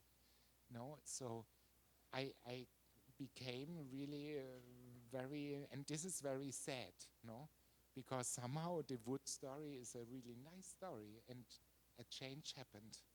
A lot of the change is very problematic. So actually, the monsters maybe, are not only like the old cement guys, but there's also this world in between, and it's kind of difficult to bear. And on the other hand, there are really very, very nice projects, and really many from architects, that decide, no, we don't use the composite wood, we use only the full wood. We find the last crafts companies that really work with this, and not only are distributors for industrialized products. And they develop together with them new projects, and show how massive wood can be used, and that if you have really regional chains, that it's even feasible in the side of costs. This is really happening, and maybe this is one of the answer to the scale question. That is really in food it's called the kilometer zero. The nearer you are, the more change can really happen, I think. Não, maravilha. Você. Eu queria aproveitar que a Nelly está aqui para você explicar um pouco do papel que o Rotor fazia em alguns concursos, né? Então, assim, ele mostrou uma situação onde colaborou com uma equipe de um concurso para propor uma proposta onde se reutilizou parte de uma aras de cavalo, mas eu acho que uma das maneiras que o rotor fez, para além do rotor DC, era colaborar em criar os próprios documentos dos concursos, né? Eu queria que você falasse minimamente sobre isso, como começou e como funciona.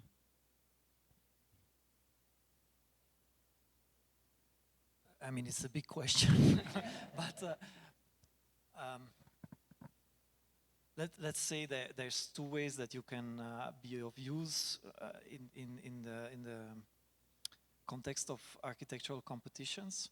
One is if you find a project where you can read from the brief that the commissioner is quite ambitious, you can help the architect tell a good story about the materials that is being used by knowing that you can salvage bricks from Frank and that you can get wood from the other company and so on. It's like the consultancy business. And this consultancy business, I have a love-hate relationship with it. I compare it to the travel agent in the 90s. When you have a well-functioning market, you don't need a travel agent. You go online, you book your flight, you can even get a driver picks you up at the airport. Only when these hotels were not connected, when the information was not around, you need a middleman. So right now, given that we are in like a young market, that a lot of these practices are companies not very innovative, we have forgotten they existed, not very ambitious, they have already a few clients, but they don't want to do more, or they don't know that they can do more. You need this kind of consultant in the middle.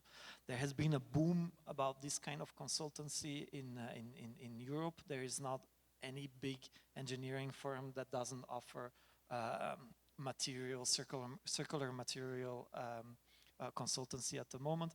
Is actually one of the things that economically makes the whole operation run, that we can for once charge the same rates as these engineers would otherwise do. We all know that engineers get better salary than architects, right? So the second thing that you can do, which I think is much more interesting, is not waiting till the brief of the competition gets written, but be a consultant for the competition.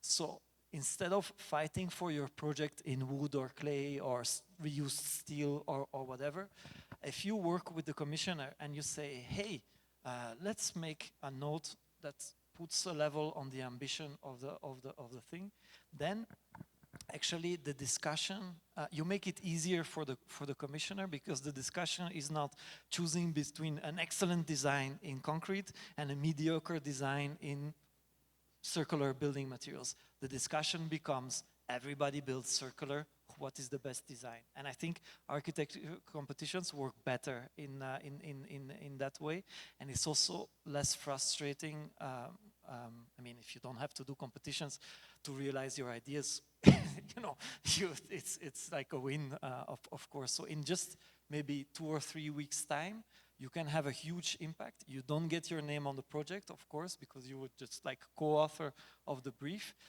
But the difference is really good, and the good thing is also that everybody steals from the brief from everybody.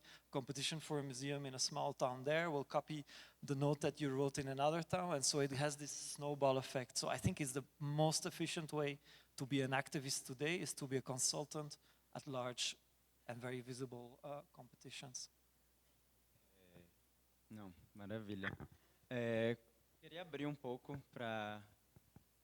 Não dá para... Uma pergunta? Alguém tem uma pergunta? Se não tiver, a gente fecha. Come on, don't be shy. Português. Como vocês fizeram para que o modelo de negócio desse dinheiro? Vocês devem ter pivotado várias vezes, né? Imagino. E como mudou do começo para depois, em relação a esse modelo de negócio? O que está trazendo dinheiro, de fato?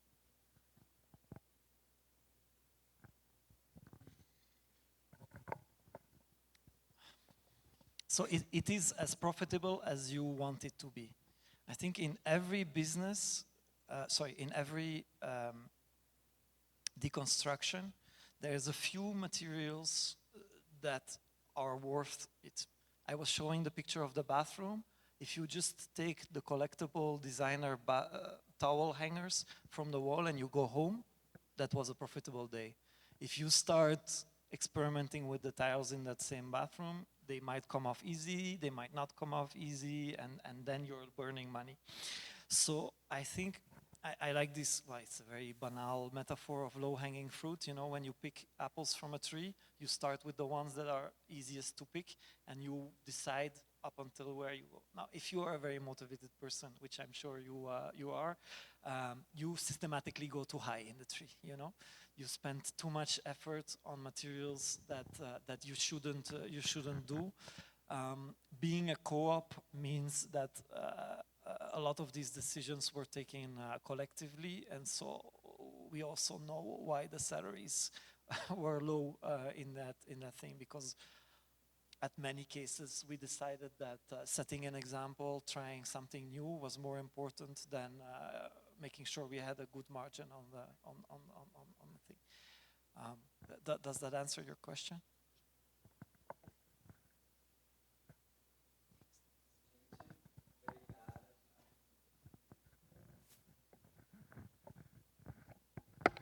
Eu queria agradecer pela palestra, pela fala, né, pelo evento. Na verdade, é mais um comentário só, porque vocês estavam falando da low-hanging fruit, né, a fruta mais baixa, mas eu fiquei pensando sobre o impacto, e foi uma questão que me pegou no meio da fala de vocês, e você respondeu que é, bom, e o aço e o concreto, né?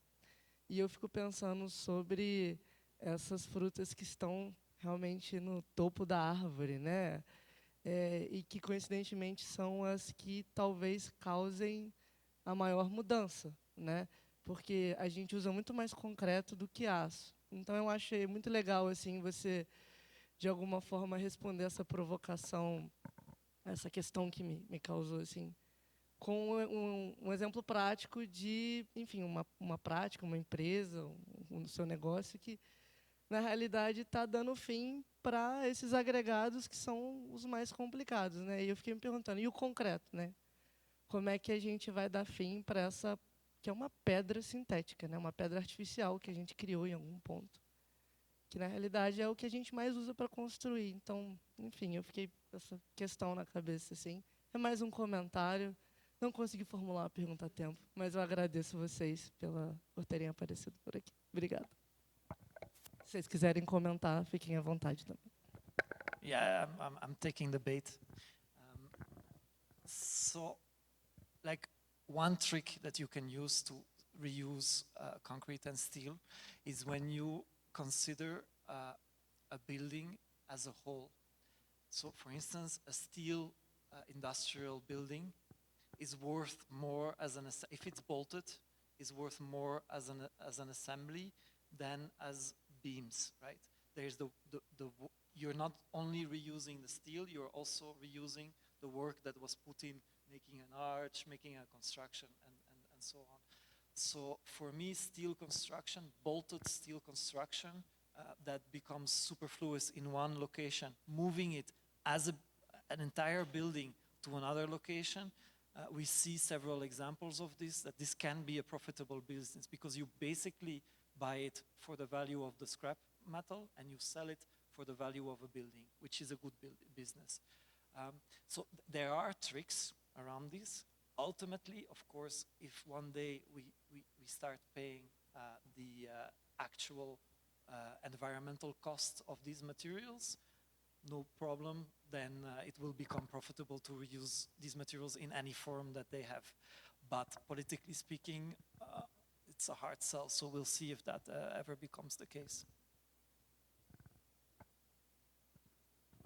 Well, maybe that to have put on the jacket of urban planning, no? Like we had a lot of discussions about how can you really direct, no? So that's, let's say, one perspective, really how to start a business, how to act as an architect, and the other is, no, how can we influence the frameworks? And actually there are several possibilities and examples for almost everything, no? For sure, one possibility that's the nearest, no, is the planning permits, no? So you can introduce in urban planning rules about reuse. It's a bit complicated because it depends a lot on the national, let's say, planning systems. Like in Germany, this involves the federal level and the cities. So you have to change the laws on federal level, and you have to have cities that really adopt possibilities to prescribe certain shares of reuse or to make demolition more complicated. Another avenue are the building permits. So, and there are examples prescribing, for example, 20% of share of recycled materials. Actually, which is, I think, is highly problematic because it's favoring destruction of buildings. So actually, it's the wrong incentive. This is a problem with a lot of legislation. That you have to really to make careful impact checks. Another area are technical regulations. Most of regulations are coming really from new construction, as our planning law comes from modernism. That's a similar problem. And we have to adapt regulations in order to make, for example, reuse of steel easier. And if we don't do this, it's always complicated. That other area and are really self-commitment, and that we already talked about this. Like we are looking again to Denmark. Like everybody looked to Copenhagen because they introduced the bicycles in the city. Now maybe we do the same because they are from, let's say, enterprises and planning in cities. They made a self-commitment regarding CO2. And and there are two magic tricks.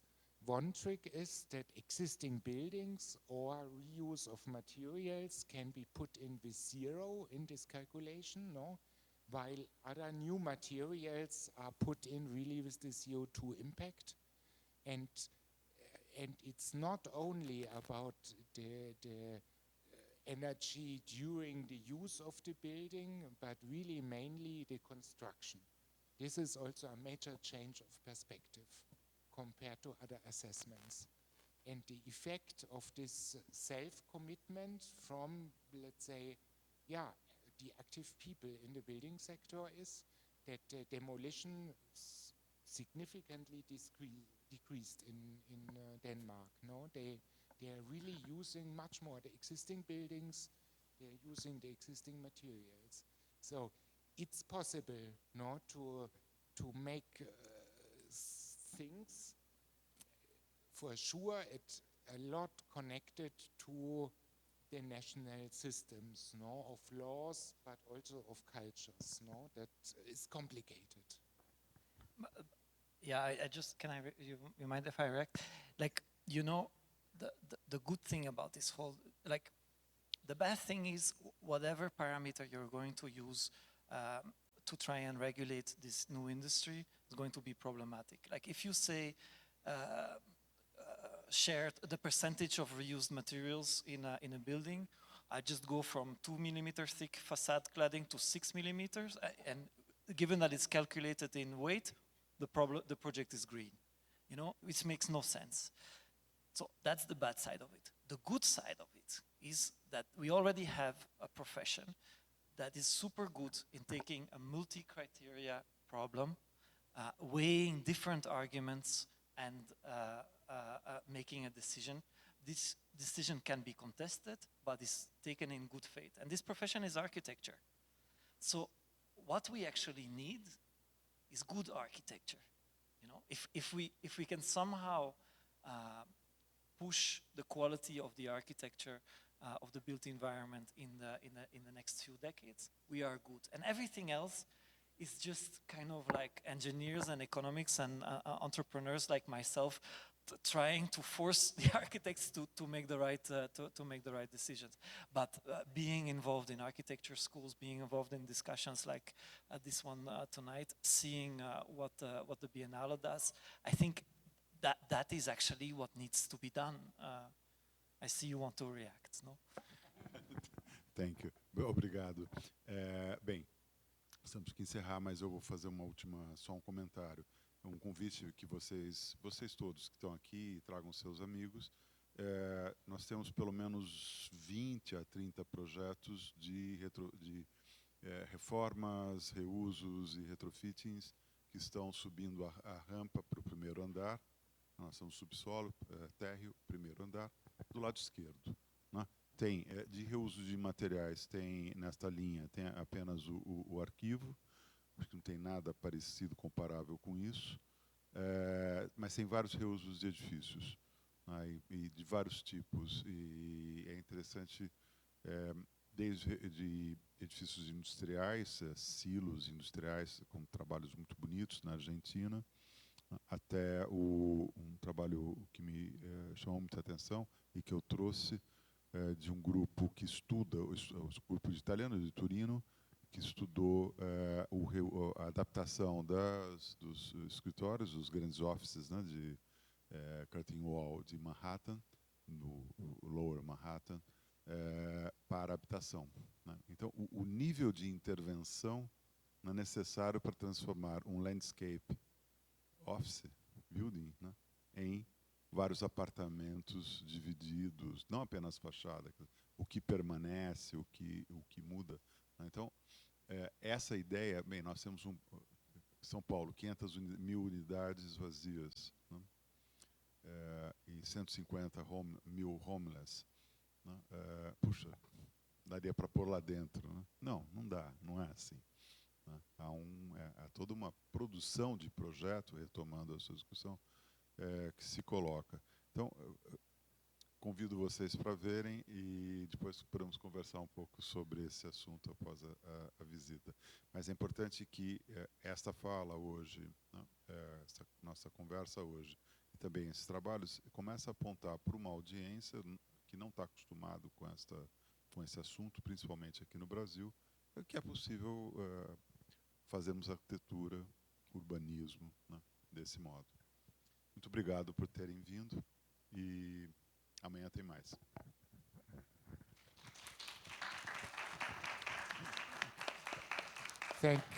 Thank you, Renato. And I wanted to thank really a lot to the translation and to this magic thing what you are doing the whole time. I'm totally admiring you. That's really fantastic.